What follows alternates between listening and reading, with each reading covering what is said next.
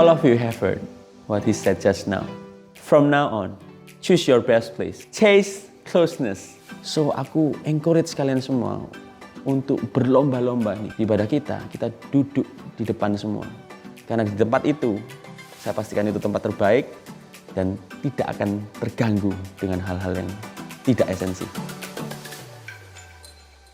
Datang ke rumah Tuhan, datang ke bait-Nya dengan menaikkan ucapan syukur, mendengarkan firman Tuhan, merenungkan firman Tuhan, dan kita berespon dengan tepat. Katakan yes pada firman Tuhan, katakan amin pada firman Tuhan, karena itu akan mengubahkan kehidupan kita. Firman Tuhan berkuasa dalam kehidupan kita. Jangan kiranya rasa kagum kita hilang pada Tuhan, biarlah hati kita penuh dengan ucapan syukur.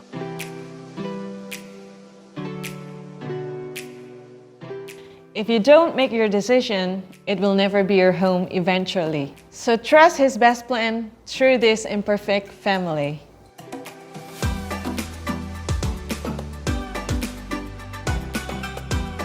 Cantik, alami, laku. Buat KJCians yang baru pertama kali hadir di ibadah KJC, ini bukanlah bahasa Latin, apalagi bahasa Korea. Cantik, alami, laku adalah singkatan dari catat atau ketik, alami, dan lakukan khotbah.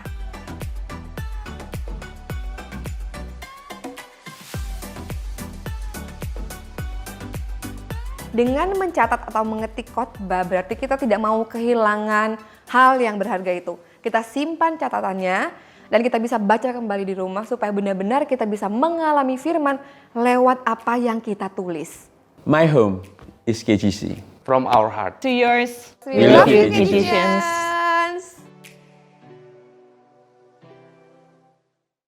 Shalom KJCians, bagaimana kabarnya? Saya percaya anugerah dan damai sejahtera dari Tuhan Yesus selalu menyertai kita. Hari ini, minggu ke-13 kita online service, 13 minggu yang kita nggak pernah duga-duga sebelumnya. Kita harus beribadah di rumah kita masing-masing, kebiasaan kita pun harus berubah. Masker sekarang menjadi barang yang wajib kita pakai saat beraktivitas di luar. Dan kita harus mengikuti anjuran pemerintah untuk sering cuci tangan serta melakukan physical distancing.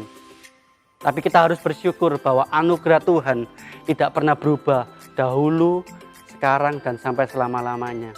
Dan saya percaya kondisi seperti ini pun atas seizin Tuhan. Saya percaya juga bahwa 13 minggu terakhir penyertaan Tuhan sungguh sangat nyata bagi KJCians. Kita bisa men-sharingkan penyertaan Tuhan melalui storyteller atau sharing saat kita ber-Messianic Community atau MC. Bagi KJCians yang belum ber-MC, bisa direct message ke IG kita KGC Surabaya. Nanti kami akan mengarahkan KJCians untuk masuk di MC-MC yang ada di tempat kami. KJC memiliki 13 MC, di mana setiap MC memiliki keunikan dan karakter masing-masing. Kita melakukan MC setiap hari Rabu melalui online. Dan hari ini kita akan dilayani oleh home pastor kita, yaitu Pastor Hizkia Setiawan yang akan berbicara tentang chord progression. Dan kita akan mendengarkan storyteller dari saudari kita, Febrianti Chandra, dari KGCC Teachers, yang bekerja sebagai salah satu petugas medis yang harus bertugas di masa pandemik ini. Sebelum kita beribadah, mari kita berdoa. Terima kasih Tuhan yang baik, Kau telah memberikan kami teknologi sehingga kami masih bisa beribadah bersama-sama walaupun di rumah kami masing-masing. Tuhan Yesus, berikanlah kami hati dan telinga seorang murid untuk kami bisa menangkap isi hati-Mu melalui pujian penyembahan kami kepadamu dan sharing firman yang akan disampaikan oleh Pastor Hizkia Setiawan. Dan Roh Kudus mampukan kami untuk melakukan setiap firman-Mu di dalam keseharian kami, supaya orang bisa melihat buah-buah roh yang ada dalam kami. Dan yang terpenting Tuhan, orang bisa melihat bahwa Engkau ada di dalam kami. Terima kasih ya Tuhan Yesus, kami ucap syukur dan berdoa. Haleluya, amin. Selamat beribadah KJCians, Tuhan Yesus memberkati. Shalom, kenalin aku Febrianti Chandra dari KJC City Church. Hari ini aku mau sharing pengalamanku bersama dengan Tuhan di tengah masa pandemi COVID. Aku bekerja sebagai tenaga medis di salah satu rumah sakit swasta yang ada di Surabaya. Di tengah masa pandemi COVID, kami banyak sekali menghadapi persoalan dan juga tantangan karena COVID adalah satu penyakit yang betul-betul baru. Kami belum punya pengalaman sebelumnya bagaimana menangani COVID dan juga belum ada teori yang pasti untuk penanganan yang tepat terhadap COVID ini. Setiap hari kami harus menghadapi pasien-pasien yang terus berdatangan dengan jumlah yang terus bertambah setiap harinya. Bahkan kami melihat sendiri bagaimana ruang isolasi COVID itu selalu penuh setiap hari, bahkan ruang IGD pun menjadi tempat untuk rawat inap. Dan pasien-pasien baru yang berdatangan pun terpaksa kami sarankan ke rumah sakit lain karena tidak ada lagi tempat untuk bisa menampung pasien-pasien tersebut. Dan kami yang merawat pasien-pasien ini juga menyaksikan perkembangan mereka, bagaimana pasien-pasien juga ada yang kondisinya memburuk, bahkan jatuh dalam gagal nafas, harus dipasangi alat bantu nafas. Dan ada kekhawatiran ketika kami merawat pasien-pasien ini, kami juga bisa tertular COVID-19 ini. Dan kekhawatiran itu membuat kami juga takut kalau virus itu kami bawa kemudian menularkan kepada keluarga kami yang ada di rumah. Saya menyaksikan teman-teman rekan-rekan medis saya yang lain, bagaimana mereka harus memisahkan diri dari keluarga mereka, bahkan sampai berbulan-bulan mereka tidak kembali ke rumah, meninggalkan istri mereka, suami mereka, atau anak dan orang tua mereka karena takut kalau sampai terjadi penularan kepada keluarga mereka. Dan kami juga melihat kondisi-kondisi di lapangan, begitu banyak pasien yang dirawat sampai bahkan berbulan-bulan, sebulan, 2 bulan mereka masih harus diisolasi karena hasil swab mereka yang terus positif.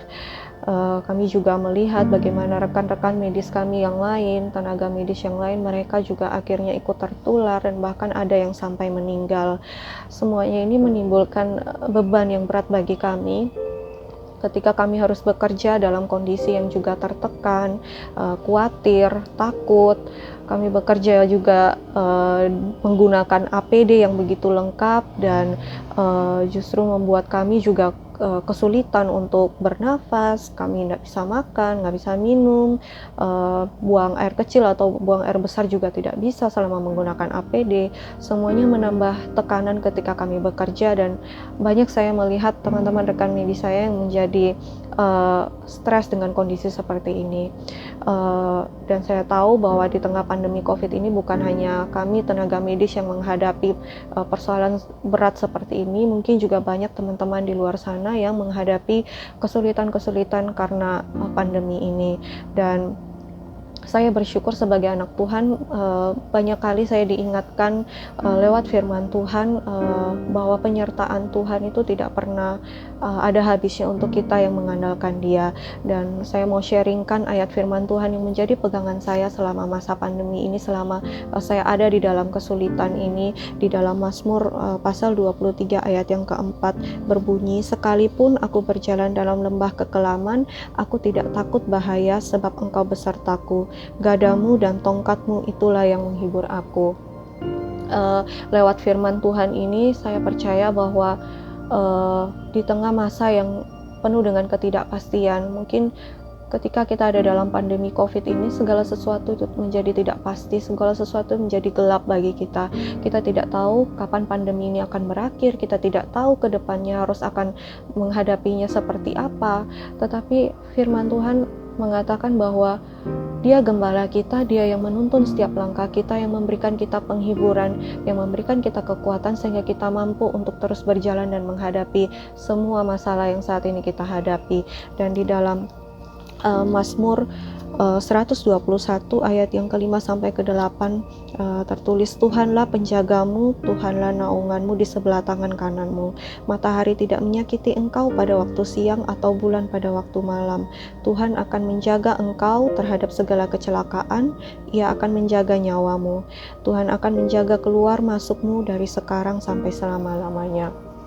Lewat ayat firman Tuhan ini saya percaya bahwa apapun kesulitan yang kita hadapi dalam bentuk apapun itu, entah itu kesehatan, perekonomian, mungkin masalah kita berbeda-beda, tapi penyertaan Tuhan itu sempurna atas kita.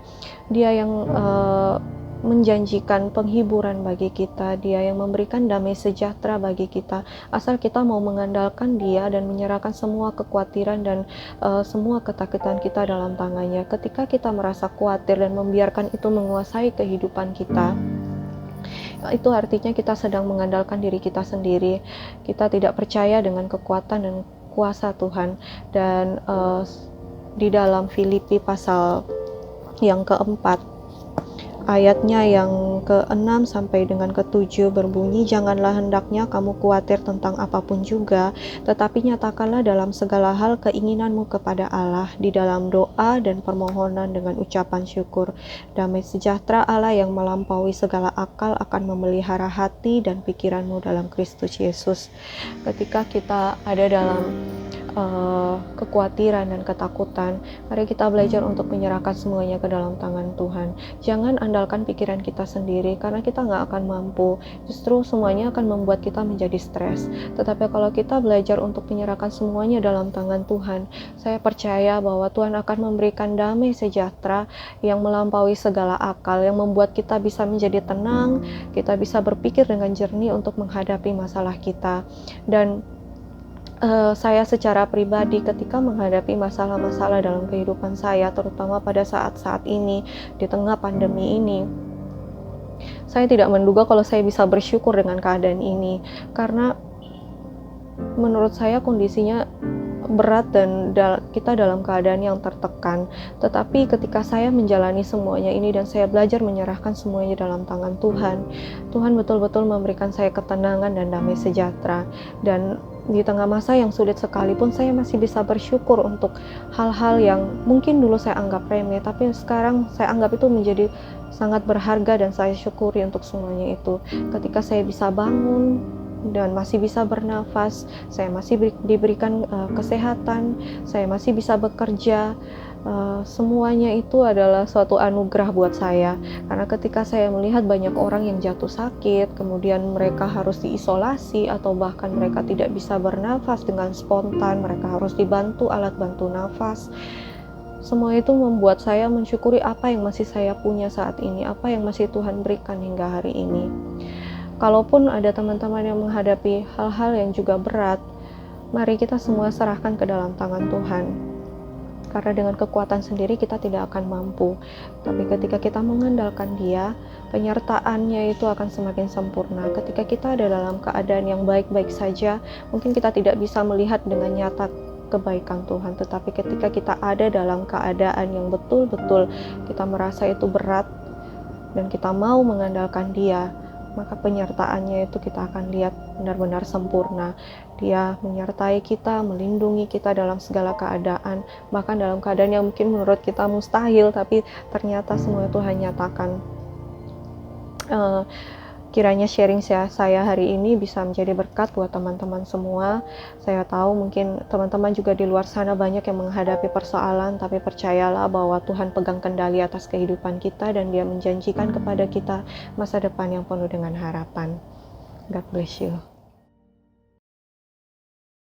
Apapun yang terjadi dalam kehidupan kita, tidak akan pernah ada yang memisahkan kasih Kristus kepada kita. Let's praise Him. Come on, KGCians. Amen. Oh, yeah. When night is falling, when fear is coming, still you're calling me. When faith is lost and my hope exhausted, you will be my strength. When my mind says I'm not good enough, God, you're enough for me. I've decided I'm not giving up. You won't give up on me. You won't give up on me. Your love is holding on and it won't let go. I feel it breaking out like an echo. Your love is holding on and it won't let go. Yeah. I feel it breaking out like an echo, echo in my soul.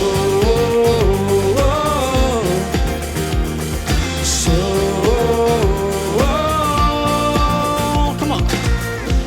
In every season, you keep repeating promises to me. No, there's no stopping what you have started until it is complete. When my mind says I'm not good enough, God, you're enough for me. I've decided I'm not giving up. You won't give up on me. You won't give up on me. Your love is holding on and it won't let go. I feel it breaking out like an echo. Your love is holding on and it won't let go. Yeah, I feel it breaking out like an echo, echo in my soul.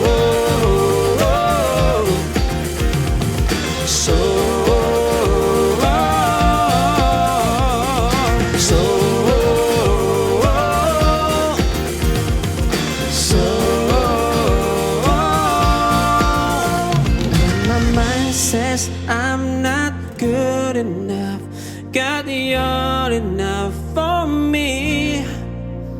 I've decided I'm not giving up. You won't give up on me. When my mind says I'm not good enough, God, you're enough for me. I've decided I'm not giving up. You won't give up on me. You won't give up on me. Your love is holding on and it won't let go. I feel it breaking out like an echo. Your love is holding on and it won't let go. Yeah, I feel it breaking out, breaking out. Woo! Your love is holding on and it won't let go. I feel it breaking out like an echo. Your love is holding on and it won't let go. Yeah, I feel it breaking out like an echo, echo in my soul. Oh, echo in my soul. Echo in my soul. Come on.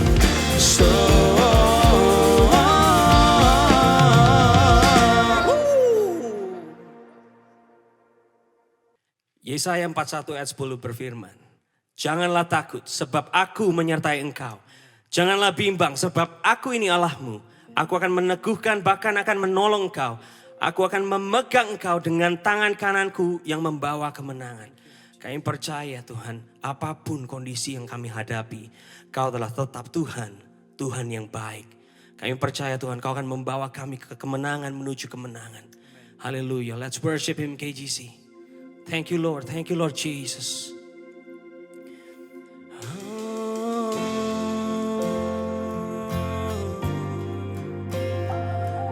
Thank you Jesus.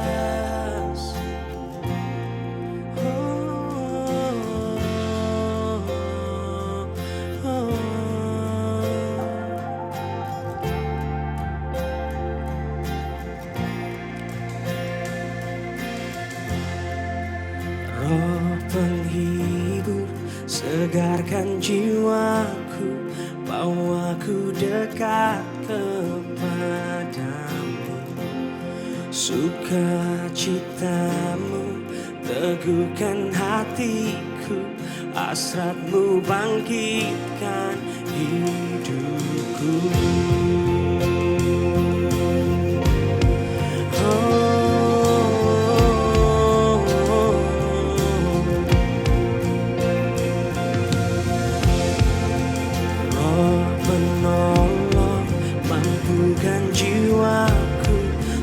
Melanjutkan rencanamu,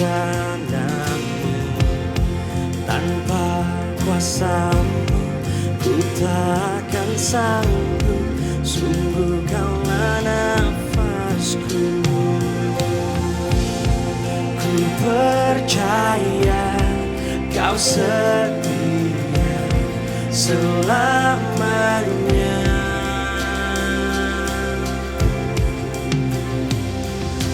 Tuhan, kau takkan tinggal diam, selalu berperkara untuk kebaikanku. Kau terbaik untukku. Tuhan, kau bentuk pribadiku menjadi yang baru, agar ku menerima kemenanganmu di setiap musim hidupku. Thank you Jesus, Kau Tuhan yang baik Tuhan. Haleluya. Roh penolong mampukan jiwaku untuk melanjutkan rencanamu. Tanpa kuasamu ku takkan sanggup, sungguh kaulah nafasku.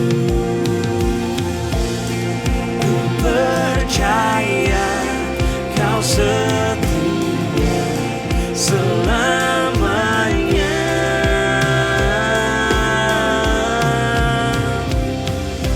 Tuhan, kau takkan tinggal diam, selalu berperkara untuk kebaikanku.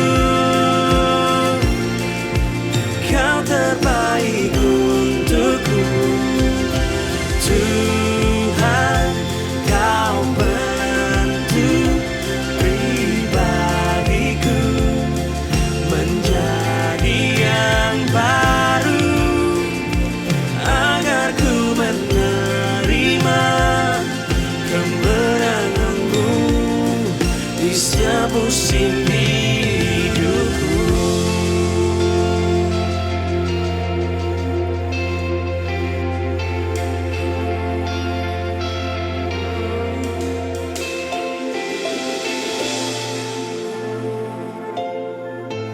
Worship you, Abba Father, yes Lord. Worship you, Jesus. Apapun yang terjadi Tuhan, kami tidak khawatir. Apa yang telah terjadi dan yang akan terjadi tak bisa mengubahkan. Kau tetap Tuhan yang baik.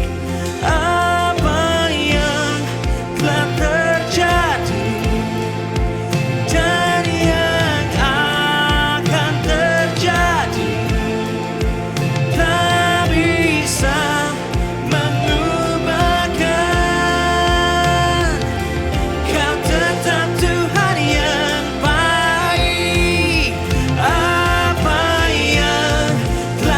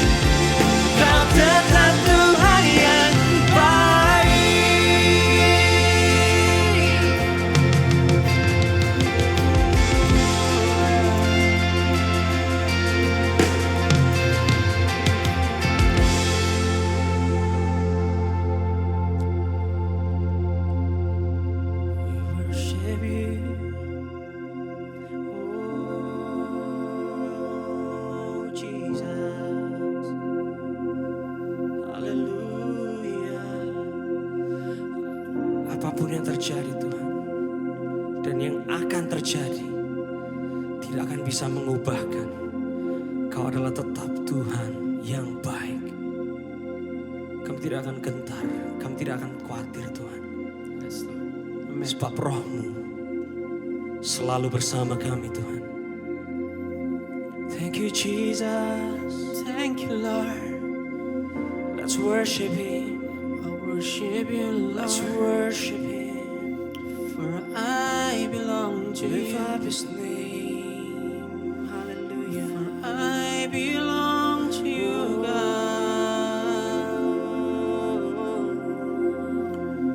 I belong to you. We honor you Father. You are mine forever and ever. You are mine and I am yours. I am yours, Jesus. Oh, oh, oh, oh, Jesus. I glorify your name. I am yours. I will lift up your name, Jesus. And I am yours forever.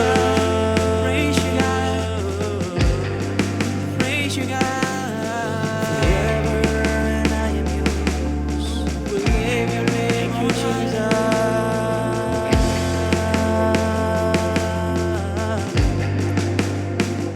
Oh, let's declare. And I am yours now forever. In your grace I surrender. You were mine now forever. And I'm alive in your wonder. I am yours now forever. In your grace I surrender. You are mine now forever. I'm alive in your wonder. Lift up His name. I am yours now forever. In your grace I surrender. You were mine now forever. I'm alive in your wonder.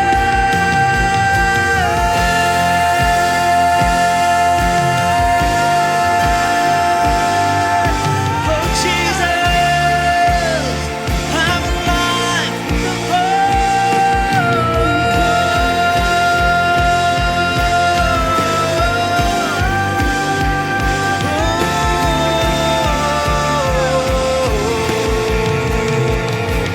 Kau membuatku sesuai rencanamu. Kau memegang setiap musim hidupku. Ku serahkan semua kekhawatiranku. Ku milikmu.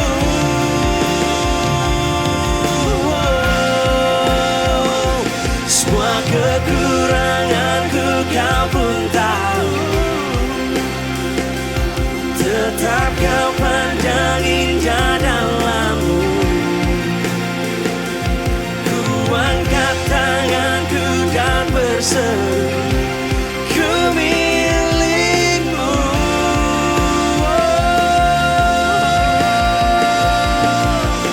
I am yours now forever. In your grace I surrender. You were mine now forever. I'm alive in your wonder.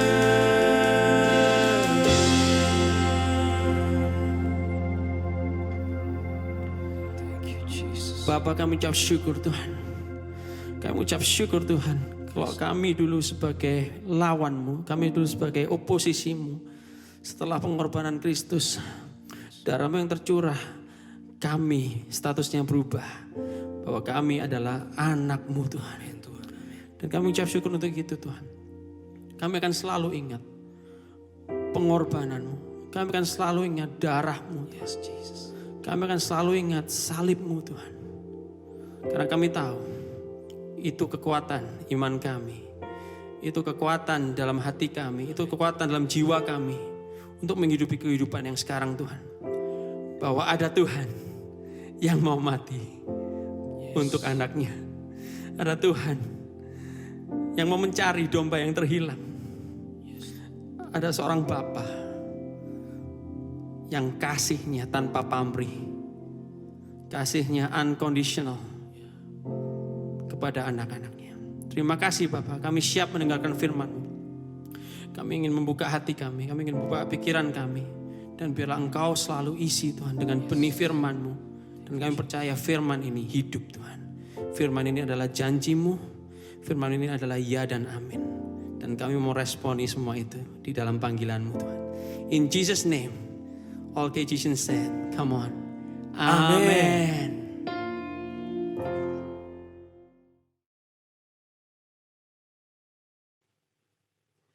Shalom, Kegisians. Senang sekali saya bisa berada di tengah-tengah Kegisians semuanya. Walaupun kita terpisah oleh jarak dan waktu ya. Kita nggak bisa face to face, tapi saya yakin dan percaya Tuhan tidak pernah meninggalkan kita. Walaupun saya tidak berserta dengan saudara-saudara sekalian yang kekasih, tapi saya yakin Tuhan beserta dengan saudara-saudara semua. Saya yakin Tuhan tidak pernah meninggalkan kita, kasih setianya limpah dalam kehidupan kita. Anugerahnya juga limpah dalam kehidupan kita. Dan pastinya siapa yang kangen ibadah sama-sama, yang kangen ibadah sama-sama, sama-sama angkat kedua tangannya. Jangan turunkan semua, yuk angkat semua tangannya, jangan turunkan semuanya. Dalam hitungan 1, 2, 3. Oh, aku rindu. Katakan padanya, aku rindu. Wow, saya rindu sekali saudara, saya rindu sekali. Saya rindu bukan gedungnya, tapi saya rindu saudara semua, Kegisian semua. So, hari ini kita langsung saja, kita buka di 2 Petrus 1 ayat 10 sampai 18. Sekali lagi saya encourage Kegisians, saudara-saudara sekalian yang mendengar tayangan ini, mendengar YouTube channel ini. Saudara buka Alkitabnya mulai dari mungkin dari HP atau dari Alkitab buku, saudara buka dan sama-sama kita baca. Ya, sekali lagi 2 Petrus 1 ayat 10 sampai 18. Saya akan bacakan buat saudara. 2 Petrus 1 ayat 10 sampai 18. Demikian bunyi firman Tuhan. Karena itu, saudara-saudaraku, berusahalah sungguh-sungguh supaya panggilan dan pilihanmu makin teguh. Sebab jikalau kamu melakukannya, kamu tidak akan pernah tersandung. Dengan demikian, kepada kamu akan dikaruniakan hak penuh untuk memasuki kerajaan kekal, yaitu kerajaan Tuhan dan Juru Selamat kita, Yesus Kristus.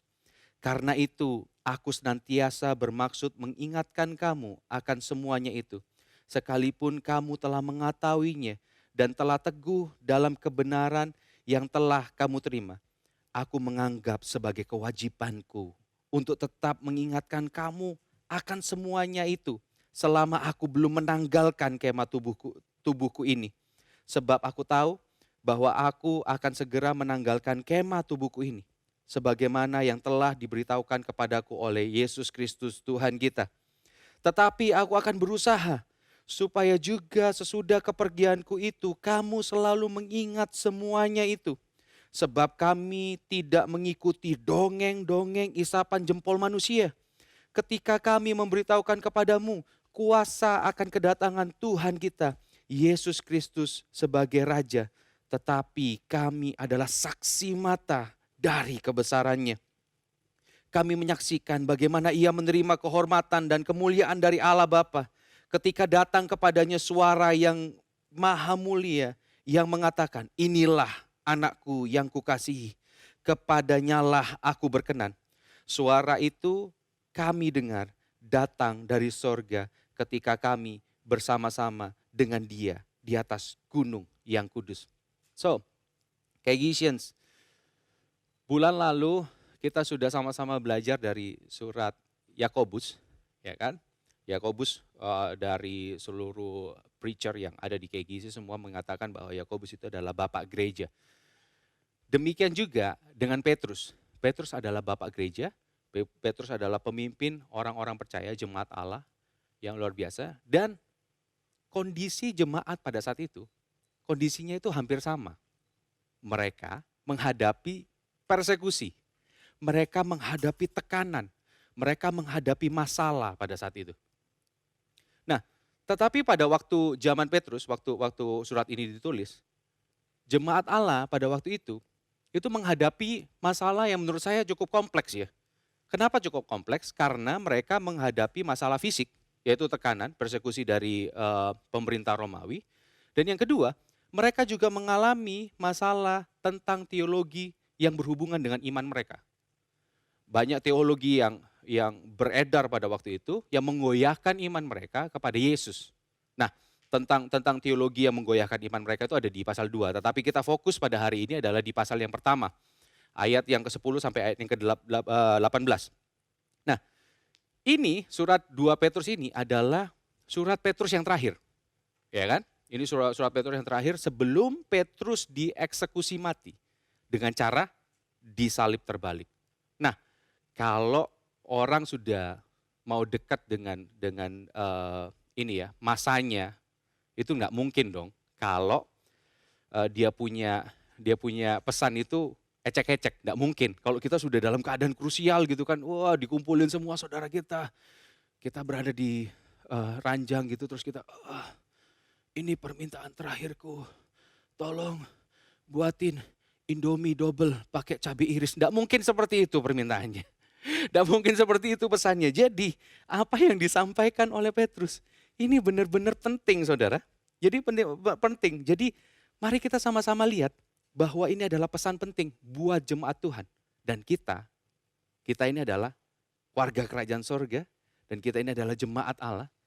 Orang-orang yang mengikut Kristus, orang-orang yang mengiring Kristus. Maka dari itu pesan ini juga, ini untuk kita. Mari kita sama-sama let's going deeper. Saya akan baca lagi di ayat yang ke-10 sampai ayat yang ke-11. Bunyinya demikian saudara. Karena itu saudara-saudaraku, perhatikan ini ya. Berusahalah sungguh-sungguh supaya panggilan dan pilihanmu makin teguh. Sebab jikalau kamu melakukannya, kamu tidak akan pernah tersandung. Dengan demikian, kepada kamu akan dikaruniakan hak penuh untuk memasuki kerajaan kekal, yaitu kerajaan Tuhan dan Juru Selamat kita, Yesus Kristus. Nah, maksud dari ayat 10 dan 11 ini sangat jelas, sangat jelas. Petrus memperingatkan jemaat Tuhan supaya mereka bersungguh-sungguh. Bersungguh-sungguh agar mereka tetap setia, mengejar Kristus. Supaya mereka tetap setia dalam pengejaran mereka. Apapun yang terjadi, tantangan boleh ada, tetapi Petrus mengatakan supaya kamu bersungguh-sungguh. Nah, jadi gini, ayat ini itu tidak bisa dilepaskan dari ayat yang minggu lalu Pastor Maria sudah bacakan. Terutama di ayat yang ke-5 sampai ayat yang ke-9. Itu tidak bisa dipisahkan. Karena apa? Yang di sana dikatakan adalah gini kan, tambahkan kepada imanmu kebajikan. Ya kan? Pada kebajikan pengetahuan. Kepada pengetahuan pengendalian diri, kepada pengendalian diri ketekunan, pada ketekunan kasih akan saudara-saudara dan kasih akan saudara-saudara kepada kasih pada semua orang. Itu yang pengejaran kita itu seperti itu. Pengejaran kita seperti itu. Nah, tapi gini, kita harus mengalami progres, kita harus mengalami pertumbuhan di dalam Kristus. Tetapi satu hal yang kita mesti ingat saudara, pengejaran akan Tuhan itu bukanlah sebuah pencapaian, tetapi sebuah perjalanan.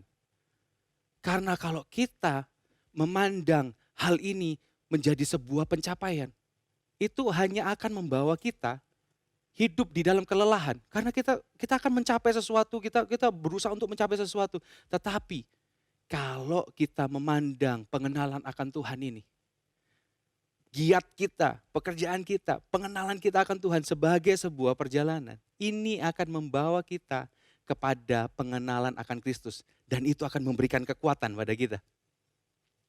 Saudara, saya suka sekali dengan kata makin ya. Makin di sini. Jadi berusahalah sungguh-sungguh, di ayat yang ke-10 ya. Berusahalah sungguh-sungguh supaya panggilan dan pilihanmu makin teguh. Jelas kalau ada makin itu ada progres di sana. Ada progres di sana. Progres yang berjalan, progres yang setiap hari itu ada perubahan. Perubahannya semakin meningkat, ya kan? Dari 1 jadi 2, 2 jadi 4, 4 jadi 8, seterusnya. Berlipat artinya ada progres yang dulunya doa mungkin cuma untuk makan aja, tapi sekarang kita doa untuk orang lain juga, seperti itu. Baca Alkitab cuma sekedar baca, sekarang kita merenungkan dan kita mulai berani membagikan. Ada progres di sana. Nah, tapi gini, kalau difokuskan di ini ya, kalau difokuskan di ayat yang ke-8 sama 9. Saya bacain ayat yang ke-8 sama 9. 2 Petrus 1 ayat 8 sampai 9. Sebab apabila semuanya itu ada padamu, semuanya itu yang tadi saya bacain, nanti saudara bisa baca lagi, tambahkan iman, tambahkan pada imanmu kebajikan dan segala macam ya. Sebab apabila semuanya itu ada padamu dengan berlimpah-limpah, kamu akan dibuatnya menjadi giat dan berhasil dalam pengenalanmu akan Yesus Kristus, Tuhan kita. Tetapi barang siapa tidak memiliki itu semua, ia menjadi buta dan picik karena ia lupa bahwa dosa-dosanya yang dahulu telah dihapuskan. Nah, jadi gini, Petrus sedang menarik garis bahwa hidup jemaat Allah, hidup kekristenan itu tidak ada gray area. Tidak ada yang istilahnya yang separuh ya gelap-gelap dikit lah, yang separuh ya oke lah gue ada di terang, separuh yang ada di hitam, separuh lagi ada di putih. Nggak bisa. Petrus menegaskan, karena jelas sekali standar Allah supaya setiap orang menikmati kerajaannya itu nggak bisa ditawar, saudara. Standar Allah untuk kita memasuki kerajaannya itu nggak bisa ditawar dan nggak ada kesempatan kedua. Bayangin nih, nggak ada kesempatan kedua maksudnya seperti ini.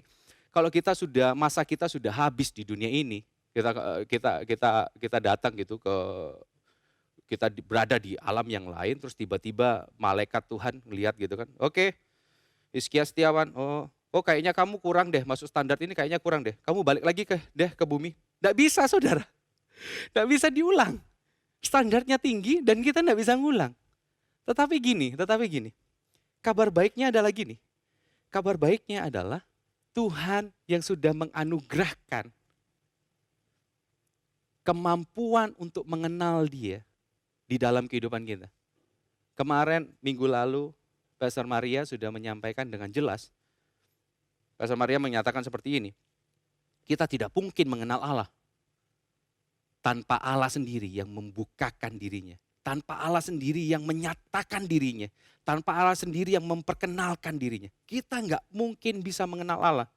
Jadi gini, panggilan untuk mengiring Kristus itu adalah pilihan Allah. Panggilan untuk mengiring Kristus itu adalah pilihan Allah. Maksudnya gini, saudara. Maksudnya gini.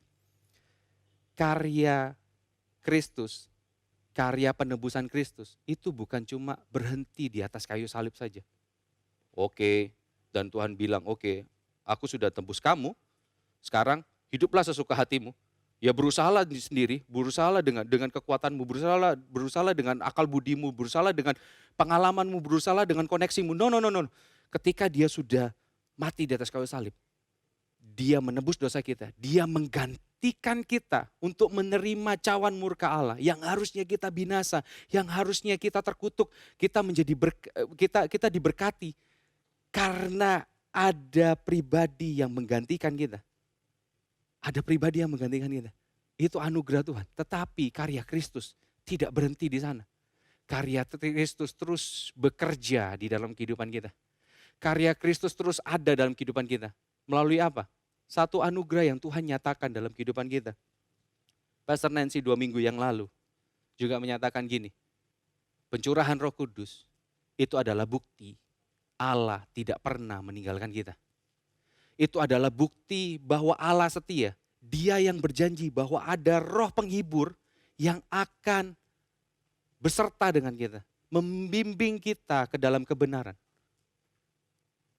Itu adalah bukti kesetiaan Tuhan. Dan ini adalah anugerah Tuhan. Karena apa? Tanpa Tuhan. Tanpa rohnya. Tanpa Tuhan menganugerahkan rohnya dalam kehidupan kita. Mustahil kita bisa mencapai itu semua. Mencapai yang sudah dituliskan di ayat 5-9. Mustahil saudara. Seberapa giat pun kita berusaha dengan kekuatan sendiri. Kita tidak akan pernah berhasil. Kita mesti rubah pola pikir kita dalam mengiring Kristus. Kita mesti rubah pola pikir kita, cara pandang kita dalam mengiring Kristus. Dalam bagaimana cara kita bertumbuh di dalam Kristus, kita mesti berubah. Kita tidak pernah bisa bertumbuh di dalam Kristus ketika kita mulai dari diri kita sendiri. Kita tidak akan pernah bisa. Kita mulai dari diri sendiri maksudnya gini, kita berpikir, oh gimana ya yang buat Tuhan bisa semakin terpesona sama aku, supaya aku jadi lebih baik, supaya aku menjadi orang yang lebih hebat lagi, supaya aku menjadi dampak yang lebih luas lagi. No.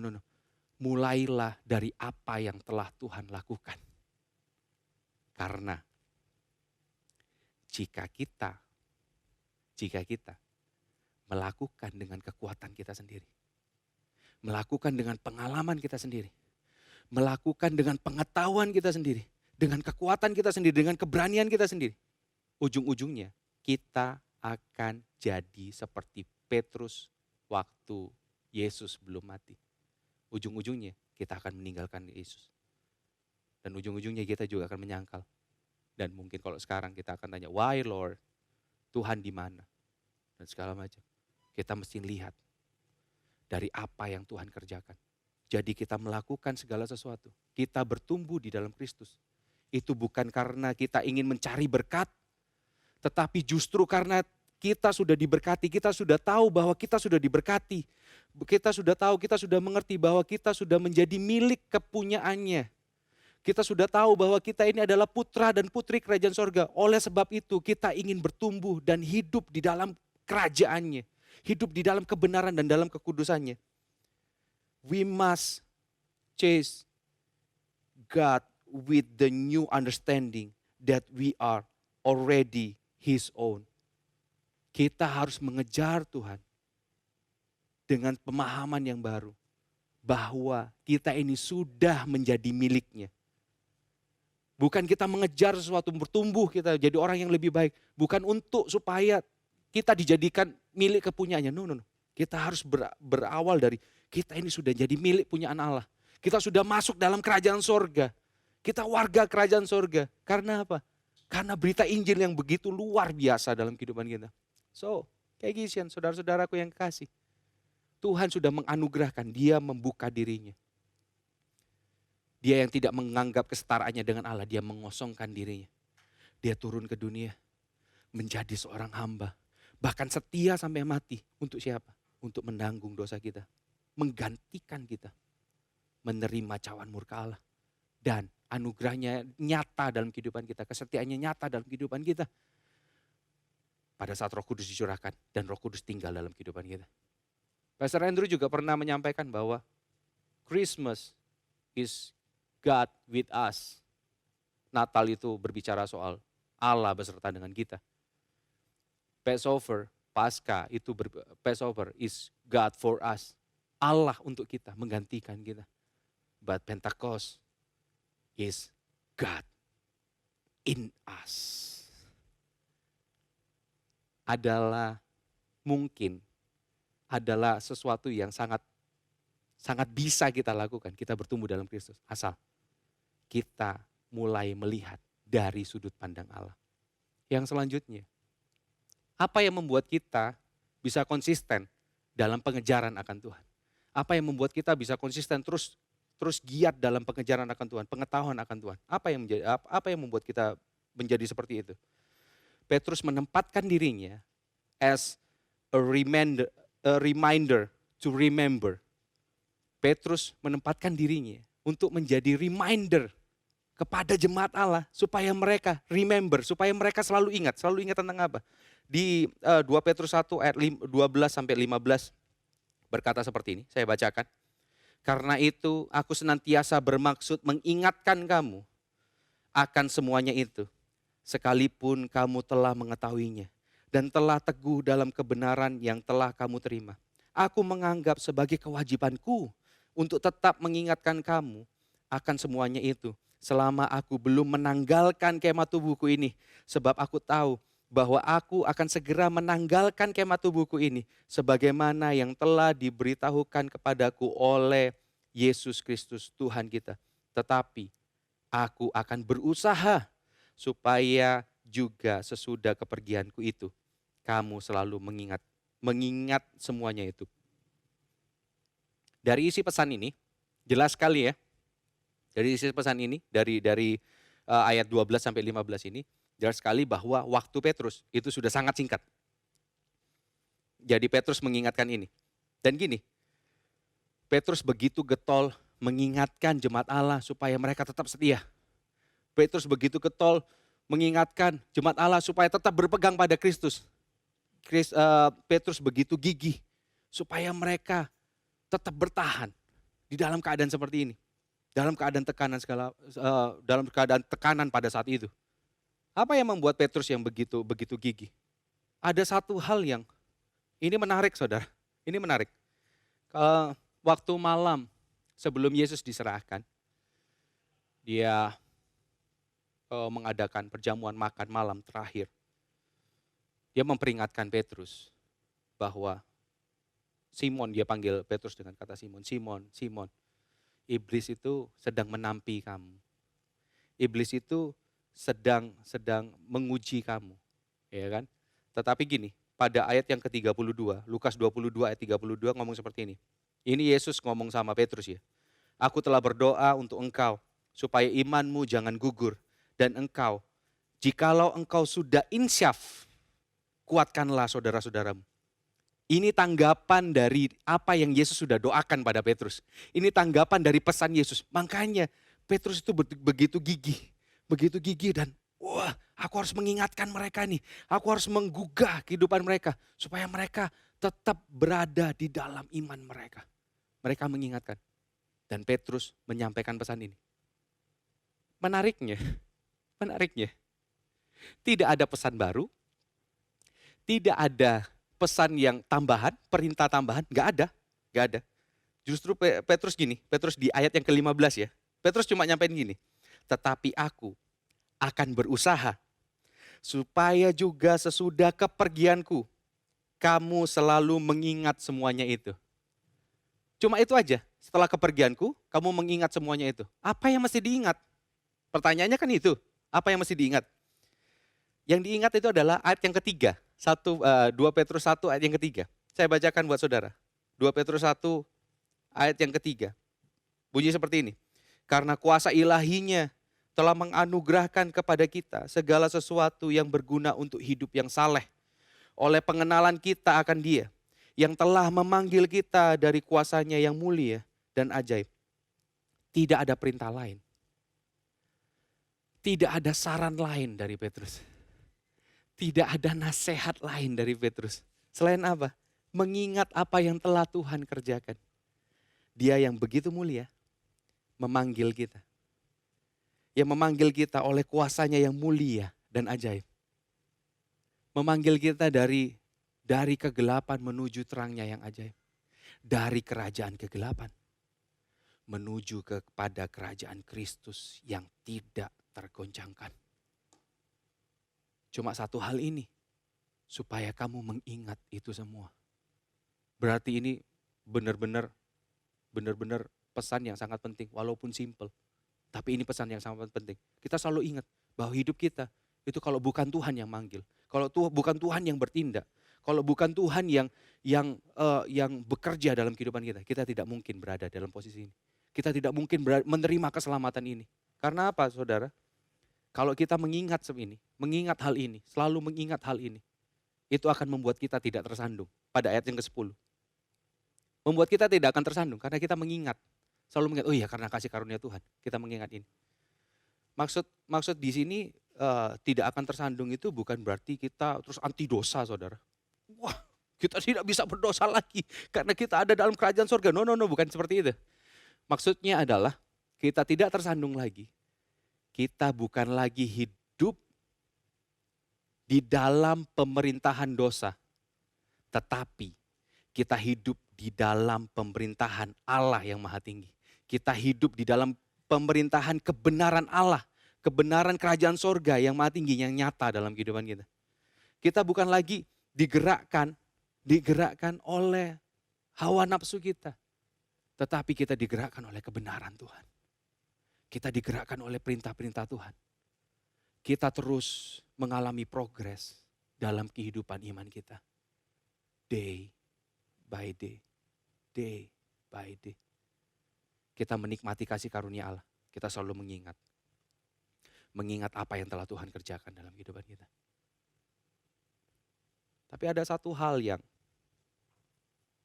harus kita ingat selain kasih karunia Allah yang begitu tinggi, yang begitu besar dalam kehidupan kita. Ada satu hal yang kalau kita mengingat hal ini juga, itu akan membuat kita semakin teguh di dalam Tuhan. Saudara, ini satu hal yang krusial, yang mungkin ini bukan berita yang menarik saudara dengar dalam masa-masa seperti ini. Dan ini bukan suatu berita yang favorit, khotbah yang favorit ketika saudara mendengar ini. Tapi because I love you guys, aku mengkhotbahkan ini. Aku menyampaikan ini. Pada ayat yang ke-16 sampai ke-18, Petrus menjelaskan bahwa kita ini tidak mengikuti dongeng-dongeng isapan jempol manusia. Karena apa? Petrus adalah saksi mata ketika Yesus menyatakan dirinya. Yesus dimuliakan. Di sana ada Musa dan Elia. Di gunung yang kudus. Petrus mengatakan seperti itu tadi kan. Di ayat yang ke-16. Dia mengatakan seperti itu. Bahwa Yesus dimuliakan di sana. Dan dia menjadi saksi mata. Bahwa Yesus ada suara dari yang maha mulia. Dan mengatakan bahwa inilah anakku yang kukasihi. Kepadanya lah aku berkenan. Ya. Dalam ayat 16 sampai 18 Petrus menceritakan profil Yesus yang begitu luar biasa, yang begitu mulia, yang begitu penuh dengan keagungan. Well, kita sedikit offset ya, sedikit offset. Tadi kan saya baca dari ayat 10 sampai 18, tapi sekarang ini ayat yang ke-19 saya akan bacain. Dengan demikian, ayat yang 19 ini ya, 2 Petrus 1 ayat 19. Dengan demikian kami makin diteguhkan oleh firman yang telah disampaikan oleh para nabi. Alangkah baiknya kalau kamu memperhatikan sama seperti memperhatikan pelita yang bercahaya di tempat yang gelap sampai fajar menyingsing dan bintang timur terbit bersinar di dalam hatimu. Perhatikan ayat 19 yang awal. Dengan demikian kami makin diteguhkan oleh firman yang telah disampaikan oleh para nabi. Berarti gini ya. Kejadian Yesus dimuliakan di bukit yang kudus, di gunung yang kudus itu yang tadi yang disampaikan oleh Petrus, itu adalah sebuah bentuk penggenapan yang telah disampaikan oleh para nabi di perjanjian lama. Berarti itu adalah bentuk penggenapan. Ini bukan cuma sekedar saksi mata, tapi Petrus menegaskan lagi. Ini sudah pernah ditulis di perjanjian lama. Di mana itu? Di Mazmur 2 ayat 7 sampai 9. Mazmur 2 ayat 7 sampai 9. Demikian bunyi firman Tuhan. Aku mau menceritakan tentang ketetapan Tuhan. Ia berkata kepadaku, anakku engkau telah kuperanakkan pada hari ini. Mintalah kepadaku, maka bangsa-bangsa akan kuberikan kepadamu menjadi milik pusakamu dan ujung bumi menjadi kepunyaanmu. Engkau akan meremukkan mereka dengan gada besi, memecahkan mereka seperti tembikar tukang periuk. Jadi gini saudara, artinya Yesus itu berkuasa, Yesus itu penuh dengan kemuliaan, Yesus itu penuh dengan keagungan dari dulu, sekarang, sampai selama-lamanya. Yesus berkuasa, dia dibicarakan pada zaman para nabi, dia dibicarakan pada waktu Yesus hidup, dan dia juga dibicarakan oleh Petrus pada waktu Yesus sudah mati dan dia bangkit pada hari yang ketiga dan dia naik ke sorga, Roh Kudus dicurahkan. Yesus masih diberitakan kemuliaannya, keagungannya, kebesarannya. Masih diberitakan. Ini yang kadang-kadang kita lupa. Kadang-kadang kita terlalu terlena pada sifat Tuhan yang penuh dengan kasih. Kita terlalu terlena pada sifat Tuhan yang penuh dengan kasih karunia. Akhirnya apa? Kita hidup sembarangan. Akhirnya apa? Secara tidak langsung kita sedang menurunkan derajat Tuhan. Di bawah Tuhan, derajat Tuhan berada di bawah hawa nafsu kita dan keinginan dosa kita. Kita selalu terena, oke, Tuhan bisa ngampuni aku. Ya, Tuhan bisa ngampuni. Tetapi kita mesti tahu satu hal, bahwa Dia Allah yang mulia juga. Dia bisa menghancurkan bangsa-bangsa dengan gada besi. Kita kadang-kadang lupa dengan hal ini. Kadang-kadang kita melakukan segala sesuatu, menempatkan Tuhan di bawah keinginan dosa kita. Jerry Bridges pernah ngomong seperti ini. Dia menuliskan seperti ini. Seriusnya dosa bukan diukur berdasarkan konsekuensinya, melainkan berdasarkan wewenang pribadi yang memberikan perintah itu. Wewenang pribadi yang menetapkan kebenaran itu adalah Allah yang berkuasa atas langit dan bumi. Kadang-kadang kita takut berdosa karena kita takut pada konsekuensinya. Kita takut menipu orang karena kita takut karma. Kita takut berbohong karena kita takut nanti suatu hari ada orang yang membohongi kita. Kita takut untuk kita tidak melakukan seks bebas karena nanti takutnya ada hamil di luar nikah. Takut apa? Penyakit seksual. Kita takut konsekuensinya, bukan takut kepada pribadi yang menetapkan kebenaran. Kita gagal untuk mengingat itu. Kasih karunia Allah kita ingat. Tetapi pribadi Allah yang begitu mulia, kita tidak ingat. Kayak Galatians, hari ini, we must chase God with the new understanding that we are already His own. Dan saya, seperti Petrus, a reminder, saya mengingatkan saudara, supaya saudara mengingat selalu. Chase God, CH, terus His own, O. Dan reminder, R dan D. Itu membentuk chord. Saudara tahu tentang, pernah dengar tentang chord progression? Saya dibantu oleh rekan-rekan musicians untuk menjelaskan tentang chord progression. Saya dibantu oleh Faith dan John Lee. Thank you Faith dan John Lee menjelaskan begitu rupa pada saya. Jadi chord progression itu kayak gini saudara. Jadi kalau kita main gitar gitu ya, main alat musik, terus kita main nada dasar G. Nah, nada dasar Do sama dengan G itu, Do-nya di G, Re-nya itu di A minor, Mi-nya itu di B minor dan seterusnya. Nah, jadi gini, di dalam sebuah lagu itu ada chord progression-nya. Ada chord yang menentukan lagu itu bisa berjalan. Lagu itu bisa menjadi sebuah lagu yang baik. Ada dua yang menentukan sebuah lagu, yang mendasari sebuah lagu. Yang pertama itu adalah chord, yang kedua itu adalah lirik. Ya, yang kedua adalah lirik. Jadi chord dan lirik itu harus berjalan sinkron. Tidak bisa kita fokus pada chordnya aja dan kita lupain liriknya, nggak bisa. Ibaratnya gini, dalam kehidupan kita ini kayak gini. Ibarat hidup kita itu sama kayak lagu saudara. Chord itu memberikan kesan, memberikan nuansa, itu sama kayak kasih Tuhan yang memberikan kesan dalam kehidupan kita. Tetapi lirik itu memberikan pesan.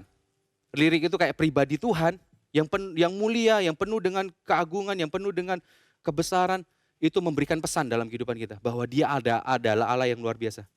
Kita tidak bisa mengabaikan satu dari ini. Kita fokus pada chordnya dan kita mengabaikan liriknya. Kita nggak bisa. Karena kalau kita mengabaikan salah satunya, lagu kita akan jadi sumbang. Lagu kita antara chordnya sumbang atau lirik dari pesannya, pesan dari lirik itu, pesan dari lirik itu tidak tersampaikan dengan baik. Contohnya seperti ini. Ini aku bejanamu, bentuklah sesuai kehendakmu, untuk genapi firman-Mu. Oh Yesusku, jadikanku alat yang indah di mata-Mu, bejana yang berakhir di Januari. Kan gak nyambung. Pertamanya adalah bejana yang kita menyerahkan hidup kita pada Tuhan. Tetapi ujung-ujungnya kita mengasihani diri kita sendiri. Chord dalam kehidupan kita dan lirik dalam kehidupan kita itu mesti berjalan seiring. Kita tidak bisa terus akhirnya cuma mengandalkan bahwa oh iya kita ingat kasih karunia Tuhan. Kita mesti ingat juga kebesaran Tuhan dalam kehidupan kita. Tantangan dalam hidup kita itu tidak akan pernah berakhir, saudara. Kita akan selalu ada. Hidup kita tidak akan pernah jauh dari tantangan. Saya tahu ini tantangan yang berat bagi beberapa dari kita. Pandemik ini berdampak pada ekonomi, sosial, dan segala macam. Kehidupan kita seakan-akan terkungkung. Tapi satu hal, saya ingin menyampaikan pada saudara. Tantangan yang kita hadapi, itu bukan hanya untuk kita lewati saja. Tetapi tantangan yang kita hadapi itu adalah penampian dalam kehidupan kita. Saudara tahu tentang tampi, menampi beras. Yang tidak ada isinya akan pergi. Hanya satu yang berisi dan tidak akan pernah tergoncangkan, yaitu firman Allah dan Kristus sendiri. Pastikan di dalam hidup saudara itu ada Kristus. Pastikan di dalam hidup saudara firman-Nya itu nyata dalam kehidupan kita. Pastikan di dalam hidup saudara ada kuasa Allah yang bekerja dalam kehidupan kita. Saya nggak tahu apa yang terjadi dalam kehidupan saudara. Mungkin kondisi saudara sekarang, saudara sedang terpuruk. Tantangan silih berganti, tantangan sudah selesai, saudara mulai tarik nafas. Tiba-tiba ada satu tantangan lagi datang. Ingat satu hal, kasih karunia-Nya itu limpah dalam kehidupan kita. Kasih karunia-Nya itu nyata dalam kehidupan kita. Dan Dia Allah yang besar, Dia memperhatikan kehidupan kita. Dan yang kedua, mungkin kondisi saudara mulai mempertimbangkan bahwa saudara akan kembali kepada hidup saudara yang lama. Dalam kondisi gini kita tidak bisa main lurus-lurus nih. Dalam kondisi gini kita tidak bisa kita main integritas, tidak bisa. Saudara sudah mulai memikirkan segala sesuatu yang gimana caranya supaya mendapatkan cuan. Saudara memikirkan segala sesuatu untuk mendapatkan hal yang menguntungkan diri saudara. Saudara mengesampingkan semuanya. Saudara mengesampingkan kebenaran dan kekudusan Tuhan. Ingat satu hal, Dia Allah yang penuh dengan kuasa, yang sanggup bukan hanya membunuh tubuh kita, tapi juga membunuh tubuh dan jiwa kita. Ingat satu hal saudara, kalau saudara seperti itu, kembali pada Tuhan. Dia penuh dengan kasih karunia. Ingat satu hal itu. Atau mungkin yang ketiga, kondisi saudara dalam kondisi seperti ini. Saudara terpuruk. Saudara hancur hidupnya. Saudara mengatakan bahwa tidak ada yang dapat mengerti saudara. Saudara mengatakan bahwa tidak ada satupun orang yang bisa mengerti, memahami apa yang saudara sedang alami. Saya akan memberikan satu pribadi yang mengerti apa yang sedang saudara alami. Saudara dihina, Dia pun pernah dihina. Saudara ditinggalkan, Dia pun pernah ditinggalkan. Bahkan murid-murid yang terdekat pun meninggalkan. Saudara dikhianati, Dia pun pernah dikhianati. Seluruh bangsa mengkhianati Dia. Seluruh bangsa berkata bahwa salibkan Dia.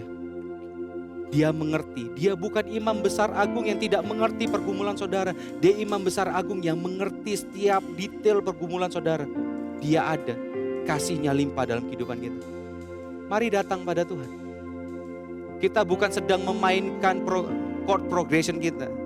We are not playing our chord progression. We are playing His chord progression in our life.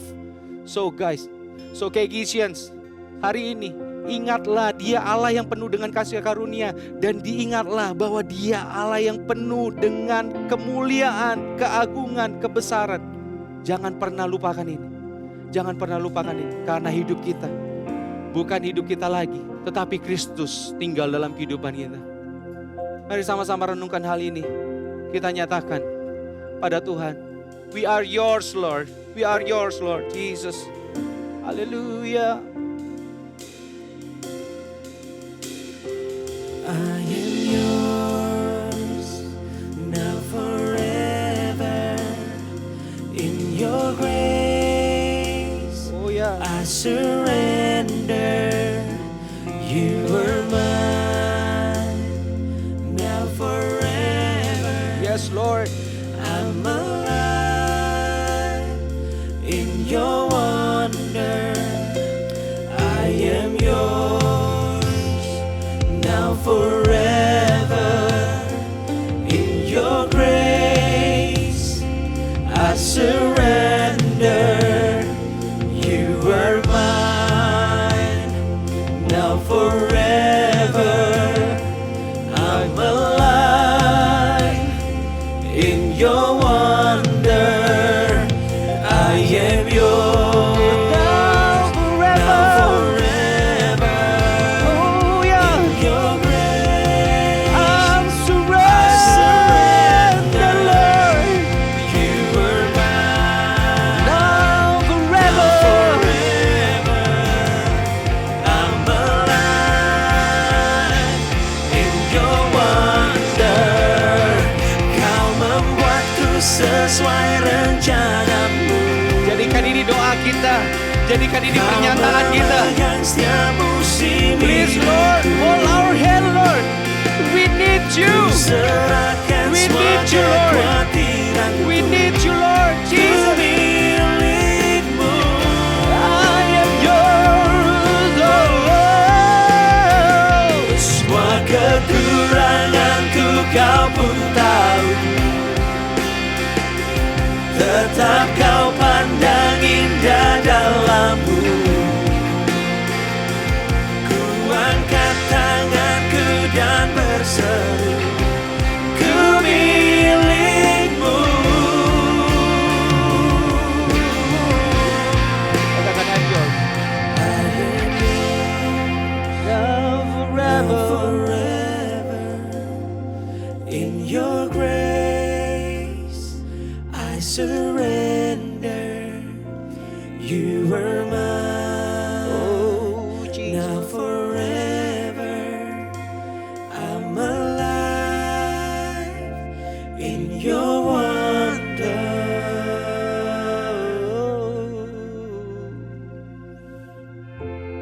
Hari ini aku berdoa Tuhan, buat setiap putra dan putrimu dimanapun mereka berada. Aku berdoa kiranya Roh Kudus-Mu membuka mata hati mereka dan melihat, supaya mereka bisa melihat dan merasakan betapa besarnya cinta Allah dalam kehidupan mereka. Dan aku berdoa kiranya Roh Kudus menginsyafkan kami semua, supaya kami tahu betapa besarnya kuasa-Mu dalam kehidupan kami Tuhan. Supaya kami benar-benar tahu Tuhan, kami gak hidup sembarangan karena kami melihat. Kami takut dan gentar akan Engkau, karena Engkau Allah yang berkuasa.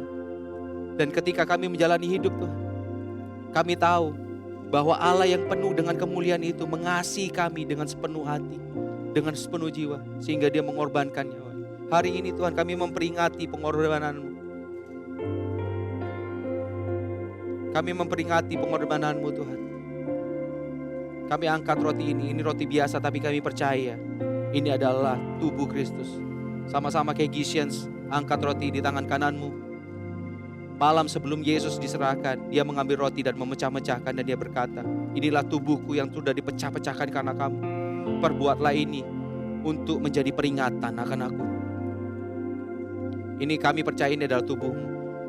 Di dalam nama Tuhan Yesus, tubuhnya dipecahkan supaya kita menjadi satu dengan Allah Bapa. Tubuhnya dicabik supaya kita menjadi erat dengan Bapa. Kita bisa memanggil Allah dengan sebutan ya Aba, ya Bapa. Hari ini Tuhan, kami percaya kami bersatu dengan tubuh. Di dalam nama Tuhan Yesus, kita makan sama-sama. Setelah itu dia mengambil cawan berisi anggur. Dia mengucap syukur di atasnya. Dan dia berkata, inilah darah perjanjian yang baru. Inilah darahku yang sudah dicurahkan karena kamu. Perbuatlah demikian menjadi peringatan akan kamu. Kami percaya kuasa darahmu nyata dalam setiap kehidupan kami, menyucikan kami, membuat kami benar di hadapan-Mu ya Allah Bapa yang Maha Kuasa, dan membuat kami hidup dalam kekudusan. Terima kasih buat darah-Mu yang tercurah, menggantikan kami untuk menerima cawan murka Allah. Kami terima Tuhan berkat ini. Sama-sama kita minum di dalam nama Tuhan Yesus.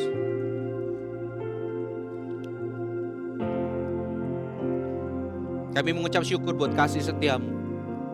Kami mengucap syukur bahwa Engkau tidak pernah meninggalkan kami. Roh Kudus terus bekerja dalam kehidupan kami. Bawa kami kepada kesempurnaan Kristus dari hari ke hari. Bawa kami untuk mengenal kasih-Mu dan mengecap betapa besarnya kasih-Mu dalam kehidupan kami. Dan bawa kami untuk melihat betapa mulianya dan agungnya Engkau dan besarnya kuasa-Mu dalam kehidupan kami. Terima kasih Bapa di sorga buat semuanya. Kami mengucap syukur Tuhan. Diberkati dimanapun Kegision berada, diberkati dimanapun saudara berada. Apapun yang saudara buat, Kristus dinyatakan, Kristus dimuliakan melalui kehidupan saudara. Di dalam nama Tuhan Yesus, karakter Kristus semakin nyata dalam kehidupanmu. Kemanapun engkau pergi, setiap orang akan memegang jubahmu dan berkata, aku akan menyembah kepada Allah yang kau sembah. Kami terima berkat ini dalam nama Bapa, Putra, dan Roh Kudus. Di dalam nama Tuhan Yesus Kristus. Haleluya. Amin. God bless you, Kegisions. Terima kasih sudah beribadah bersama kami di KGC Online Service hari ini. Sedikit merangkum apa yang disampaikan oleh Pastor Hizkia tadi. Hidup kita seperti lagu yang perlu progression chord dan lirik yang tepat. Ibarat kasih karunia Tuhan itu seperti lirik yang memberikan sebuah pesan dalam kehidupan kita. Dan chord ibarat kuasa dan kemuliaan Tuhan yang membuat kita kagum. Kita nggak bisa memainkan yang satu lalu mengabaikan yang lain. We are not playing our chord progression.